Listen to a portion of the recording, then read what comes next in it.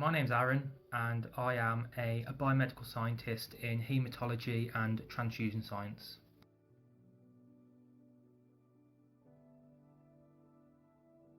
So, as a biomedical scientist on a routine shift, I will be either allocated into haematology or into blood bank. If I'm in the haematology lab, I process for blood counts, process coagulation screens, and I also look at a patient's blood down the microscope. Depending on if I'm seeing any changes down the microscope or on the full blood count indices, I may have to notify the consultant haematologist,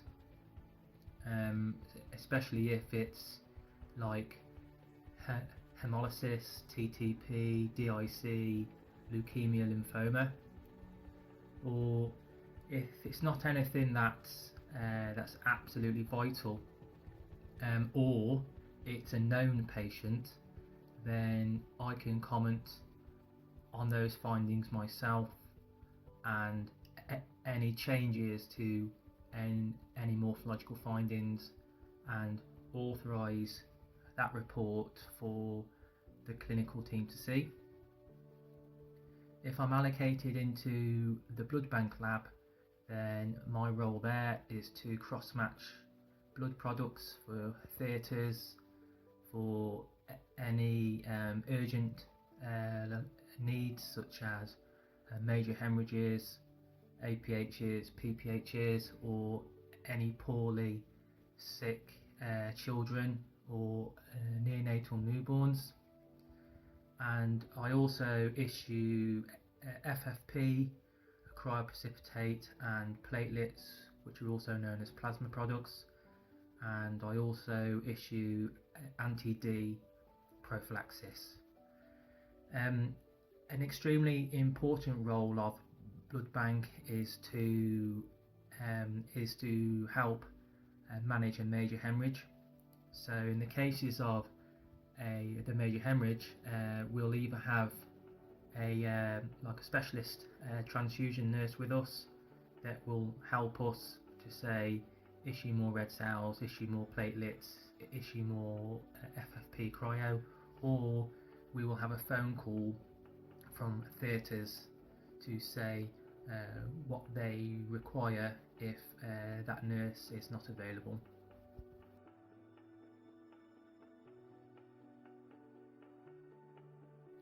The favourite part of my job is I really like the morphology aspect, looking down the microscope, looking at leukemias, lymphomas, and anything that looks a bit nasty, even though it can't be extremely nice for the patient at all. It's always interesting to see and to get exposure to these conditions, because some conditions that you'll see down the microscope are extremely rare, others are extremely common.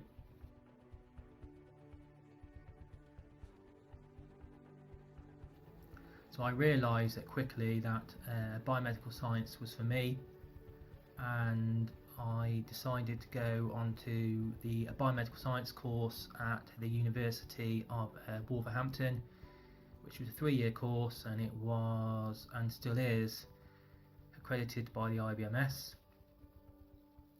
and that was a really good course. I enjoyed it, and I haven't looked back. As long as I'm sort of like looking down a microscope at patient cells and looking at all sorts of nasty cellular stuff and interesting cells, I'm happy.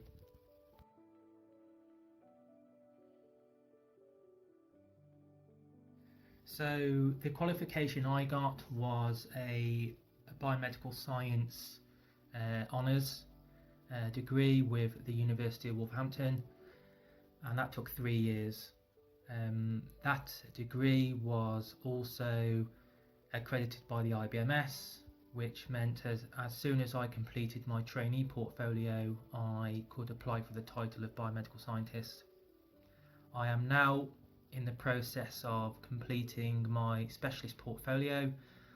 I am about 60 to 70% of the way through that, and then as soon as I've completed that, that will mean that I go up to the next banding of pay, and I bear the title then of specialist biomedical scientist in blood bank and haematology. Now, the difference between a normal biomedical scientist and a specialist biomedical scientist in terms of the lab work is nothing.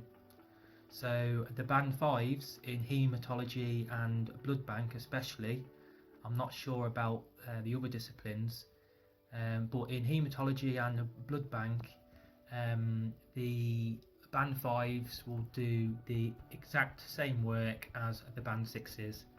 So you will authorise your own work, you'll authorise your own cross matches, you'll look at blood films, and you'll deal with major hemorrhages, and you'll work out of hours. So it's advantageous to get more money for what you're doing. So I tell anyone that if the lab they're going to has specialist training registration with the IBMS, to do their specialist portfolio.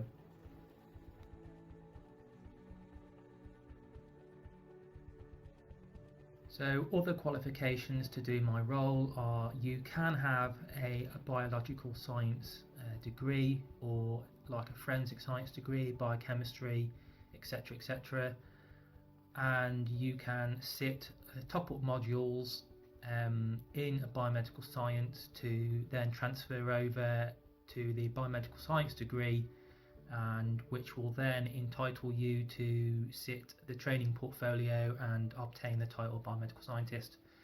Now, to get your biological sciences degree assessed, if you send off your transcript to the IBMS, they can assess that and then tell you what further modules you need to do to transfer your biological science degree into biomedical sciences, and what universities can offer that training.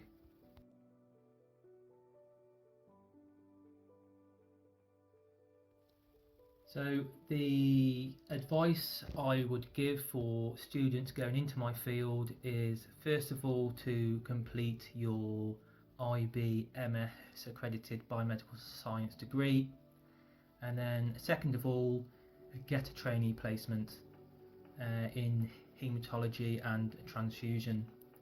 If you can't get a trainee placement because there are no placements advertised, I highly suggest just getting some emails of the lab managers and sending them an email and saying, hey, can I come and do my trainee of a biomedical science placement free of charge under my own free will? And I have noticed that we have had some unpaid workers come into our lab, pay for their own portfolio, which is not much money, and our lab has put them through their portfolio and passed their verification, and then after that, even though they haven't been paid for it as a trainee biomedical scientist, they've still got the lab experience, they've passed their verification, so they are now a fully fledged biomedical scientist, which now enables them to apply for a band 5 biomedical scientist post within an NHS lab. So you can try that. And then third of all, I would look at like a discipline that hasn't had much changes, and I would consider going into that if you like it.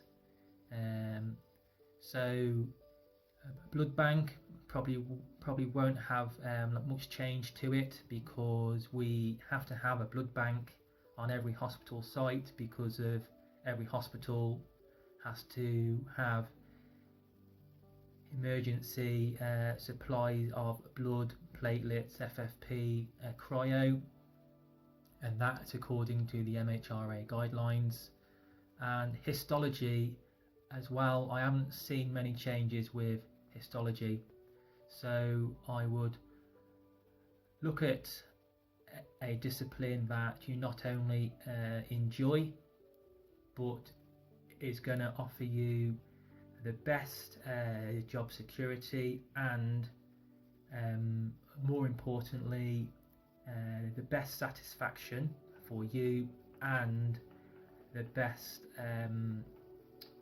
qualification route to get to higher senior posts should you wish to do that.